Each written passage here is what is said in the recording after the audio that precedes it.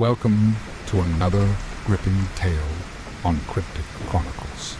Today's story takes us to the picturesque yet mysterious Lake Serenity, nestled deep within the Colorado Rockies. Known for its crystal clear waters and tranquil surroundings, this lake is a favorite escape for many. But beneath its serene surface, dark secrets lie in wait. Join us as we unravel the chilling mystery of the silent lake, where a park ranger's knowledge of the land and a series of eerie disappearances lead to a haunting discovery. Prepare yourself for a story filled with suspense, unexpected twists, and the lurking dread that even the most beautiful places can harbor dark secrets. So, dim the lights, put on your headphones, and let the tale of the silent lake draw you in. Nestled deep within the Colorado Rockies, Lake Serenity was a popular spot for tourists and locals alike. Its crystal clear waters and tranquil surroundings offered a perfect escape from the hustle and bustle of everyday life. Yet, beneath its serene surface, the lake harbored dark secrets that were rarely spoken of. As the town's only park ranger, it was my responsibility to ensure the safety of those who visited the lake. I knew its every nook and cranny, every trail and hidden cove. Years ago, a series of strange disappearances had troubled the town, and I had vowed to uncover their cause. When Lily Carter, a well-known local artist, went missing, I feared that old shadows might be stirring again.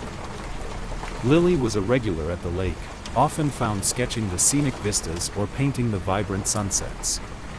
When her husband reported her missing, the entire town was thrown into a state of panic. She had gone to the lake to work on a new piece and never returned. I met with Sheriff Daniels at the lake's entrance, his face etched with concern. We found her car, but there's no sign of Lily. We've searched the immediate area, but we need to expand our search. We began our search along the main trail, calling out Lily's name and listening for any response. The forest, usually alive with the chatter of wildlife, was eerily silent. An unsettling quiet replaced the usual rustle of leaves and distant bird calls. She wouldn't just disappear, I said, my heart racing as the silence pressed in. Something must have happened to her. Daniels nodded, his expression grim. We need to consider the possibility that this isn't just a case of getting lost.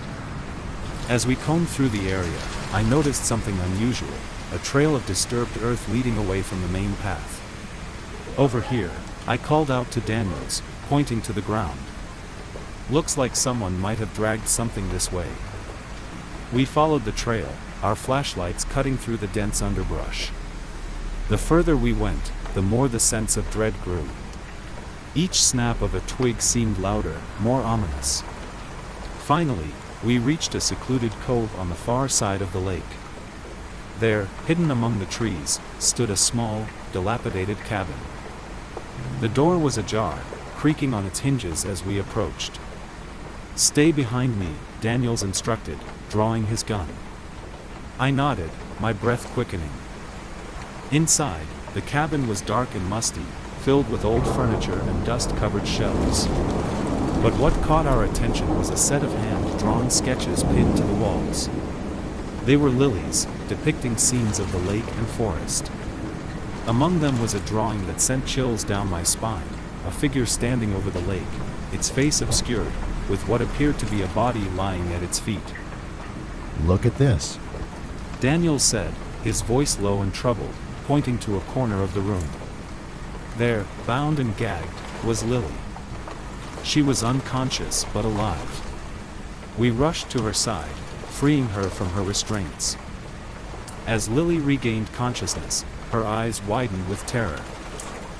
"He's still here," she whispered, her voice trembling. "He said he would come back." A sudden noise outside made our hearts leap, the crunching of footsteps on gravel. Daniels motioned for me to stay with Lily as he crept towards the door.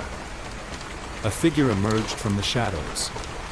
A tall man with a menacing presence. Well, he sneered, his voice dripping with malice. Looks like the rescue party has arrived. Daniels aimed his gun at the man. Stay where you are. Hands in the air. The man laughed, a cold, mirthless sound. You think you can stop me? He taunted, reaching into his coat. Before Daniels could react, the man lunged at him, a knife glinting in the dim light. I grabbed a heavy object from a nearby table, a rusted iron skillet, and swung it at the man, knocking him off balance. Daniels seized the opportunity and tackled him to the ground, wresting the knife from his grip. With the man subdued and securely handcuffed, we turned our attention back to Lily. She was shaken but relieved to be free. He followed me. She explained, her voice quivering. He said he wanted to make me a part of his collection. As we escorted Lily back to safety, the reality of the situation sank in. The man was a predator, using the lake's secluded beauty to lure his victims. Thanks to our efforts, Lily was safe, but the shadow of what could have happened loomed large. Lake Serenity would never be the same. Its tranquil facade had been shattered, revealing the darkness that lurked beneath. For those who called Evergreen home, the lake would forever be a reminder of the evil that can hide in plain sight.